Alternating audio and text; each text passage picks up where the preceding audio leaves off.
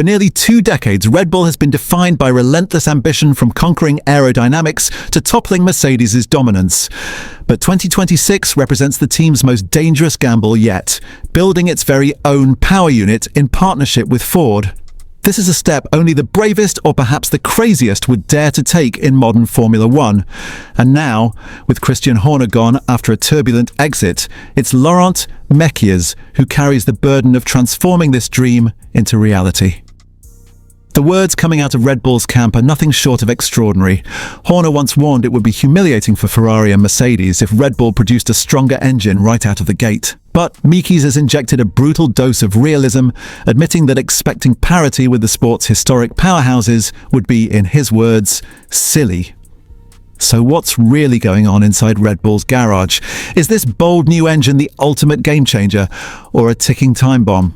Before we dig deeper, make sure you subscribe, because this story is not just about Red Bull's future, it could define the entire balance of power in Formula One for the next decade.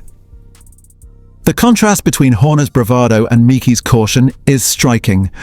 Horner had painted Red Bull's powertrains project as a near impossible challenge, but framed it with the confidence of a team that has defied odds before. His words that it would be embarrassing if Red Bull succeeded on their first attempt carried a sting aimed directly at rivals like Mercedes and Ferrari. Yet Mekies, in his own admission, has stripped away that layer of swagger. Speaking at Monza, he called the task as crazy as it gets and likened it to climbing Everest, echoing Toto Wolff's skepticism. This marks a fundamental shift in tone. Red Bull is not simply preparing fans for the possibility of struggle. Mekies is openly acknowledging that early defeats are likely. The idea of beating Ferrari or Mercedes immediately in 2026. Silly, he says. And that honesty is important because it tells us 2 things. First, the leadership change at Red Bull has shifted expectations from Horner's showmanship to Mekies' pragmatism. Second, the sheer scale of the challenge is becoming clearer and perhaps more daunting than fans realized. Why is this such a mountain to climb? Because engine building in Formula One is unlike anything else. Ferrari has been perfecting its craft for over 70 years. Mercedes mastered the hybrid era so thoroughly that it delivered 8 consecutive Constructors' Championships. Honda, despite years of humiliation with McLaren, eventually conquered the V6 turbo hybrid challenge and powered Red Bull to multiple titles. And now Red Bull is stepping into the ring against these juggernauts with zero history of engine manufacturing. So, the Powertrains project is not just about designing an engine, it's about creating an entire ecosystem from scratch. Facilities, infrastructure, personnel, technology transfer, and coordination with Ford, everything must be built, tested, and perfected in just over a year. Mekies himself admitted the sleepless nights have only just begun. And even with Ford's backing, the question remains, does Red Bull have the time, the expertise, and the luck to make it work? Reports already suggest that even the veterans are struggling. Earlier this year, whispers circulated that almost every engine manufacturer for 2026 is facing setbacks.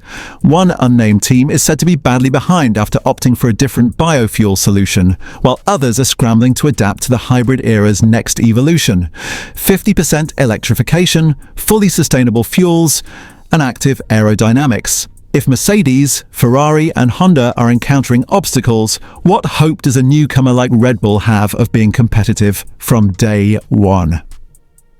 And yet, Red Bull thrives on chaos. This is the team that embraced Honda when everyone else mocked them. It's the team that built a dynasty around Max Verstappen and turned itself into F1's most feared constructor. In many ways, this gamble is simply an extension of Red Bull's DNA. Mekies himself leaned into this narrative. It's the sort of crazy stuff Red Bull does, and we love that. That statement is more than just bravado, it's a reminder that Red Bull views risk as opportunity. But there's an underlying danger.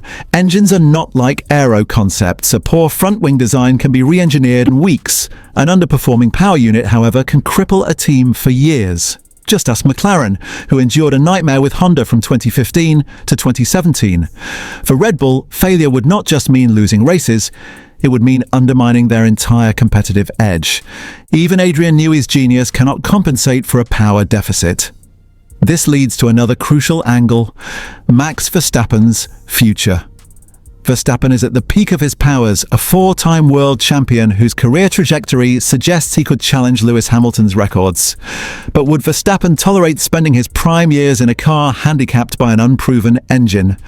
If Red Bull stumble badly in 2026, don't be surprised if rumours of Verstappen eyeing Mercedes or even Ferrari resurface. The Dutchman's loyalty is deep, but his hunger for victory is deeper. The Horner factor also cannot be ignored. Christian Horner's departure left a power vacuum. For 20 years, he was the public face of Red Bull Racing, the master of both politics and paddock mind games. Mekies, while experienced, does not yet command that same aura. Rivals may sense vulnerability. If the engine project falters, questions will inevitably arise. Would Horner's leadership have steered the ship differently? Or was his embarrassing claim a reckless overpromise that Mekies is now forced to soften with realism? Meanwhile, Mercedes loom in the background like a shadow. Wolff compared Red Bull's challenge to climbing Everest, and it's not just a soundbite. In 2014, Mercedes cracked the hybrid era wide open and set a standard nobody could match for nearly a decade. Today, they are widely believed to be the most advanced in preparing for 2026. If history repeats itself, Red Bull could find themselves chasing rather than leading when the new regulations arrive. But let's flip the coin. What if Red Bull succeed? Imagine a world where, against all odds, the RBPT Ford engine is fast, reliable, and innovative. The embarrassment Horner predicted for Ferrari and Mercedes would become reality. Red Bull would no longer just be a team, they would be a manufacturer, a complete powerhouse with total control over every part of their destiny.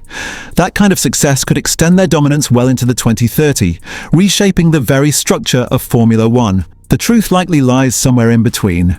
Early struggles seem inevitable, but Red Bull's culture suggests they won't give up. They'll chip away, iteration by iteration, year by year, until the engine program bears fruit.